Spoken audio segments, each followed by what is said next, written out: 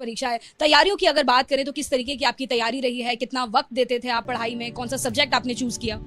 Subject मैंने अपना background मैंने अपना ग्रेजुएशन हिस्ट्री से किया था, तो मैंने हिस्ट्री एज एन ऑप्शनल लिया था।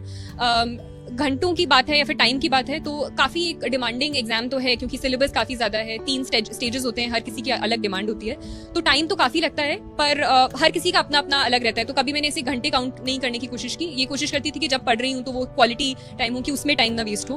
तो एक स्ट्रैटेजी बनाना आई थिंक अपने अकॉर्डिंग बहुत इंपॉर्टेंट होता है, जहाँ आप अपने लिए टारगेट सेट करो, एक लिमिट करो मटीरियल को, तो आई थिंक वही हेल्प किया मुझे। आप किस तरीके से टारगेट सेट करती थी, क्योंकि हम जानते हैं कि जो लोग इंटरव्यू देख रहे हैं उसमें से कई सारे एस्पायरेंट्स भी हैं, अनफॉर्चुनेटली उसमें वो भी कई सारे लोग हैं जिन्होंने इस बार एग्जाम दिया था, लाखों लोग हैं जो एग्जाम देते हैं क्लियर नहीं कर पाए थे। तो क्या कुछ वो टिप्स हैं, क्या कुछ वो स्ट्रैटेजीज हैं जो आपके लिए फेवर में काम करी?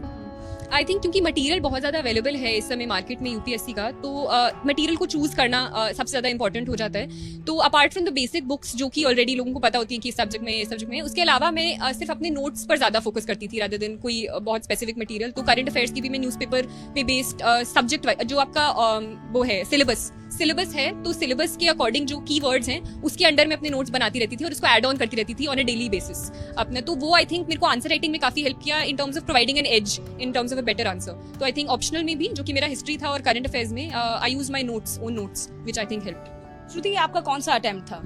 ये मेरा सेकंड अटेम्प्ट था। पहले अटेम्प्ट में आप कहाँ तक पहुंचे थे और वो कौन सी गलतियां थी इस बार आपने गौर किया और इस बार वो गलतियां दोबारा नहीं होने दी?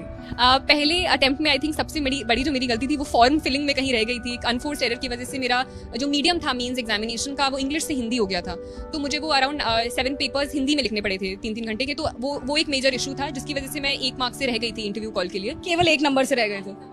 थी। तो इसलिए मुझे लगा कि आई थिंक अगर मैं इंग्लिश में करूंगी इस बार और थोड़ा अच्छे से करूंगी तो उम्मीद है कि एक अच्छी रैंक इस बार आ पाए। इंटरव्यू आपका कैसा गया था?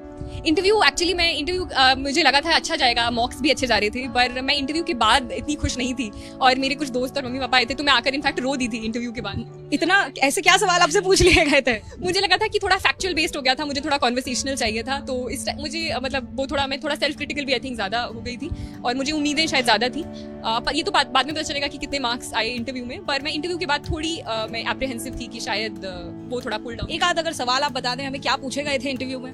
इंटरव्यू में काफ़ी कुछ ऐसे पूछा गया था, हिस्ट्री स्पेसिफिक चीज़ें पूछी गई थी, चंपारण सत्याग्रह, लॉर्ड मेयो का असैसिनेशन के बारे में पूछा गया था। उसके अलावा गवर्नेंस के बारे में क्वेश्चंस पूछे गए थे, मेरे स्कूल के बारे में सरदार पटेल विद्यालय उसके बारे में क्वेश्चंस पूछे गए थे।